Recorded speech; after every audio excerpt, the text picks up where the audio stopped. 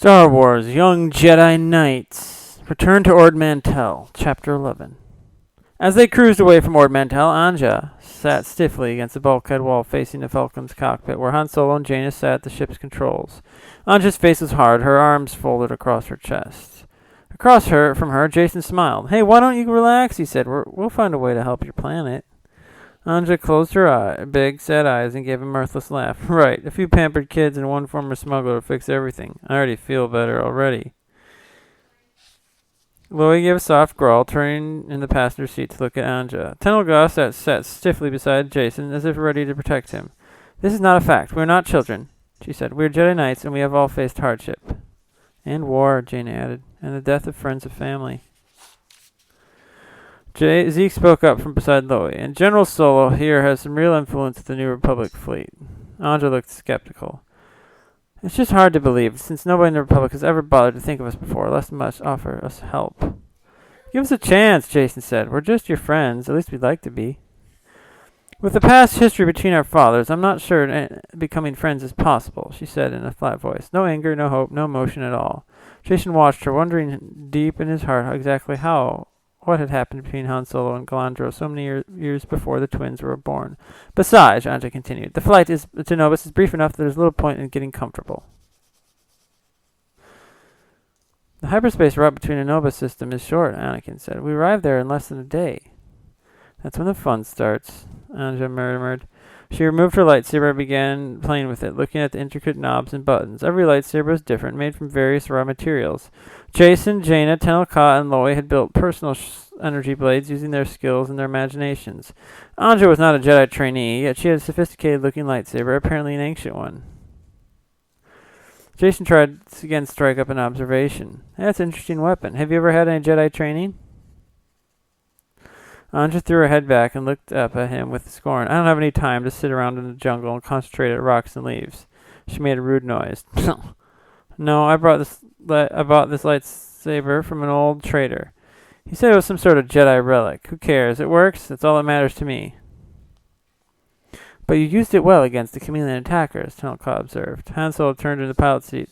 "You don't need to be a Jedi to use a lightsaber, kids," he said, still trying to make a gesture of peace towards Anja.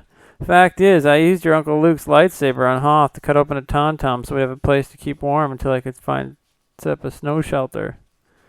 Anja looked at her weapon again, studied the ancient carvings and scrollwork in its handle. She shrugged. "I can fight with reckless enthusiasm, and with enough skill to overpower any opponent I've encountered so far. It doesn't matter whether the Fourth is with me or not." 15 hours later, the Falcon dropped out of hyperspace at the edge of the Anubis system. In the cockpit, Jaina sat with Zeke, looking over her shoulder at the cockpit controls. The dark-haired young man seemed intrigued by the systems of the modified light freighter. "I can fly the ship," he said. "No, you can't," Han answered. "In theory, I meant," Zeke said. "The lightning rod's very similar, only smaller and designed to be flown by one person." He looked down at the sensor array and scanned space in front of them. He pointed to the small blip just as Jaina herself noticed it. "There's another ship sharing our course," Zeke said. "They're approaching pretty fast. The ship doesn't seem to be in much of a hurry," Jaina said. "Maybe it must be a cargo hauler." Zeke nodded. "It has smaller engines, a bulky design, not built for speed. It's a cargo hauler, all right." "Better let them know we're here." Han Solo leaned forward on the comm unit and opened up hailing frequencies. "Ship ahead, this is Millennium Falcon. Looks like we're on the same heading. Please identify yourself." Instead, the small hauler released a cluster of metallic spheres that drifted in space for a few seconds before exploding in a blossom of multicolored fire. The ship then jinked to the right, altered course, and swept downward using its low-power engines.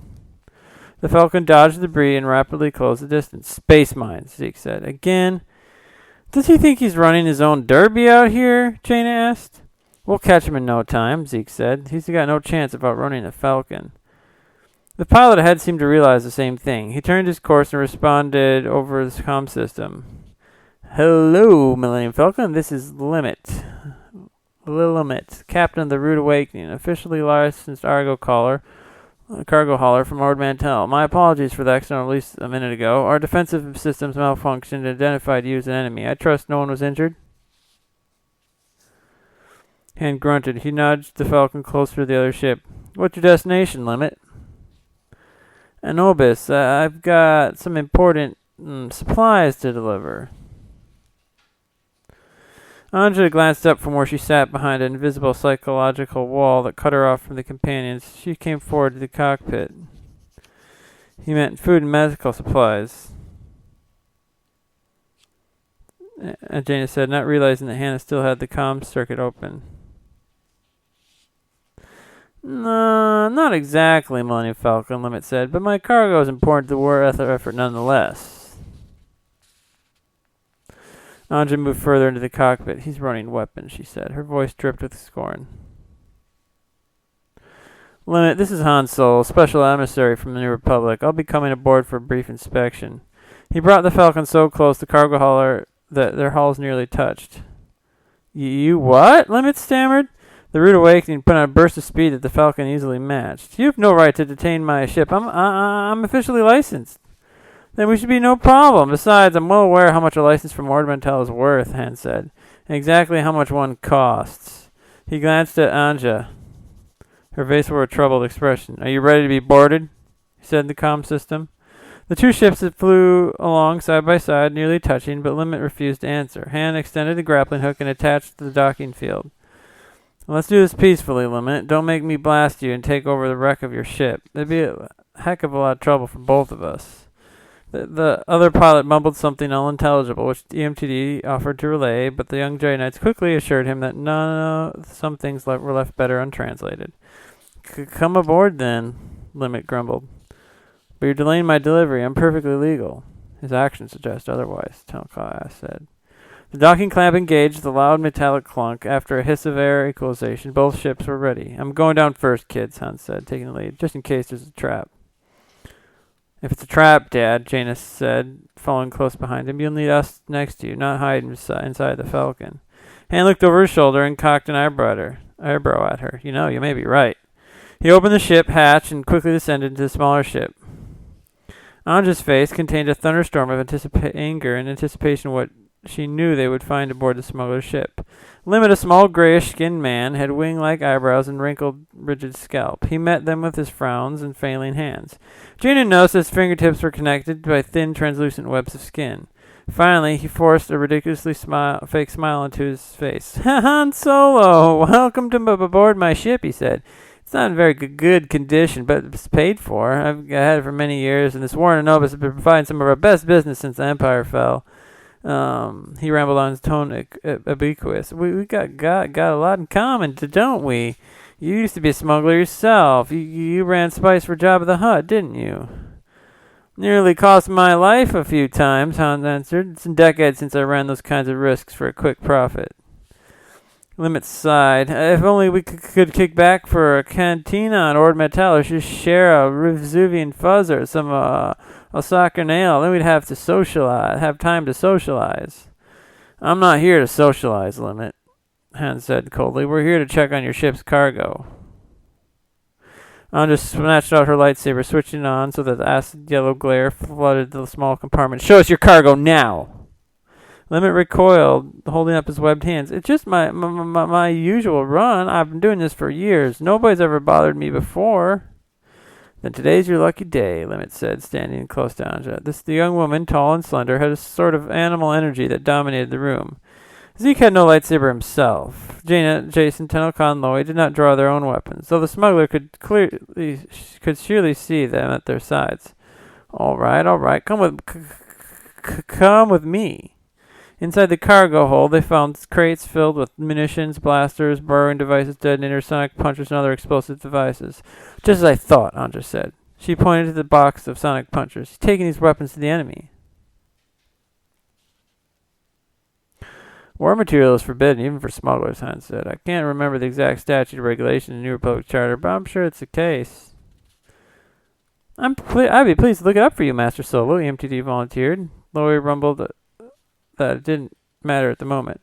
Limit looked completely flustered. I'm merely trying to make a living. There's a good market for these things in Anubis. There's quite a demand, but people need to defend themselves.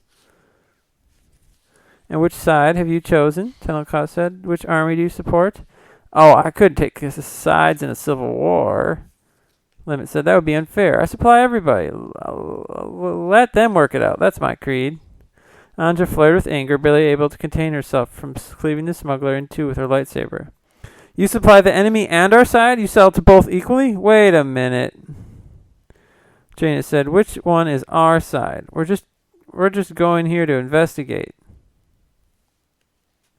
Anja didn't hear her. She turned to Han Solo. If you really pride yourself in being high and mighty, representative of the New Republic, you cannot let him deliver those weapons. Think of how many people these munitions will kill, and how many more blood will be on your hands. Han drew himself up. Anja's right, Limit. We're going to have to confiscate your cargo.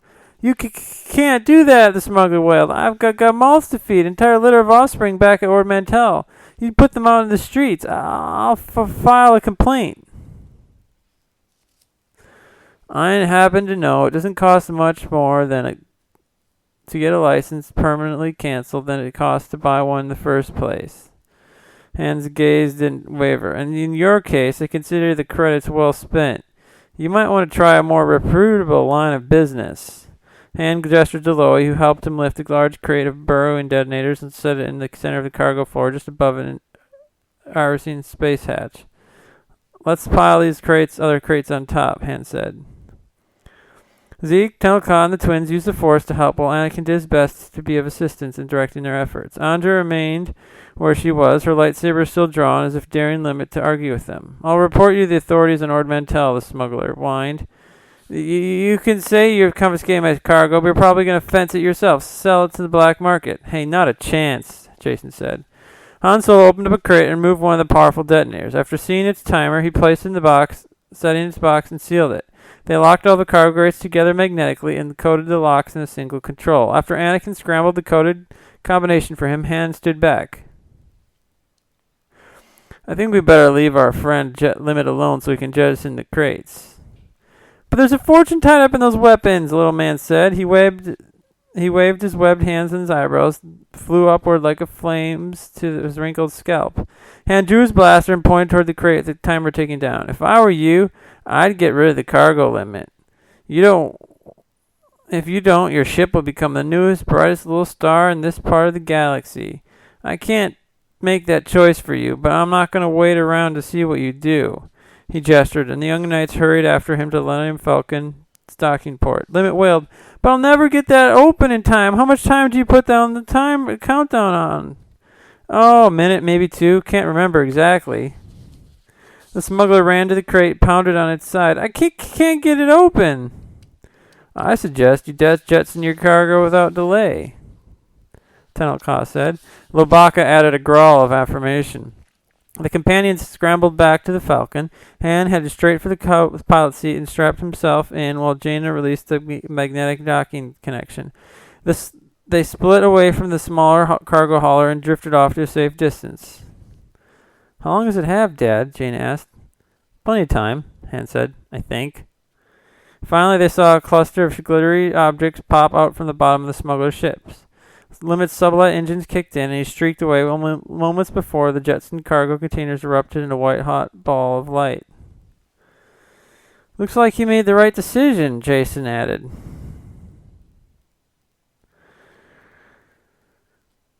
This is a fact, Tenel Ka agreed. Not bad, Solo, Anja said. Your method was crude, but it's good to know you occasionally do make the right decision.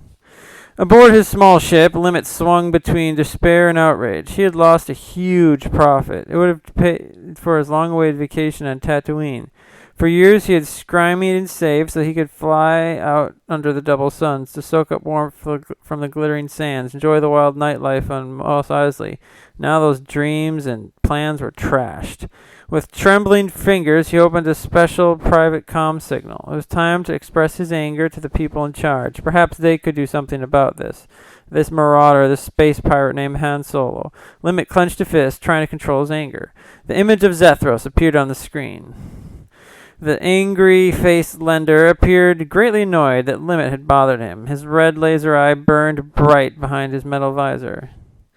You must do something about Han Solo, the smuggler blurted, leaning so close that his flat nose nearly touched the viewplate. He and a group of kids just boarded my ship en route to Anubis.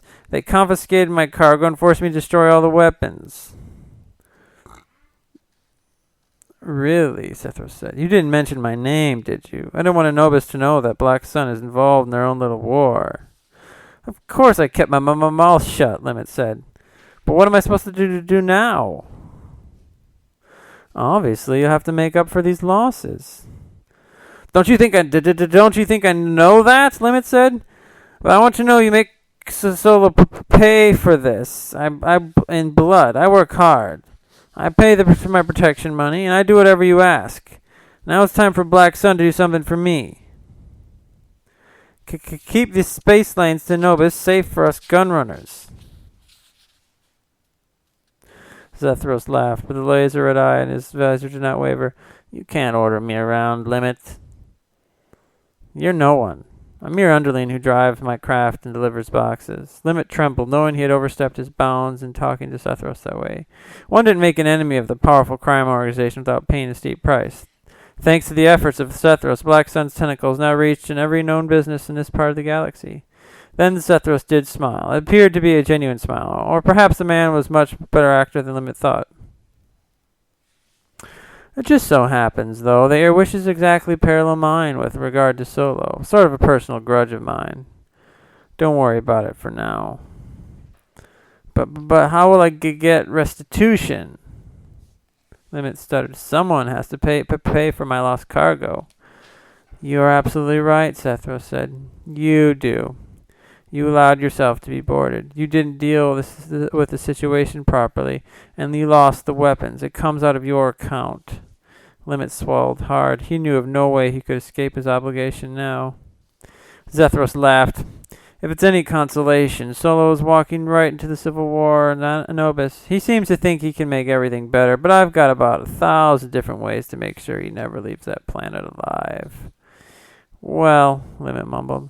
That's one thing to look forward to, at least. Slumping deep into his pilot chair, he switched off the communications channel, then called up his credit records and banking tables in an attempt to figure out how he could possibly pay for the last merchandise.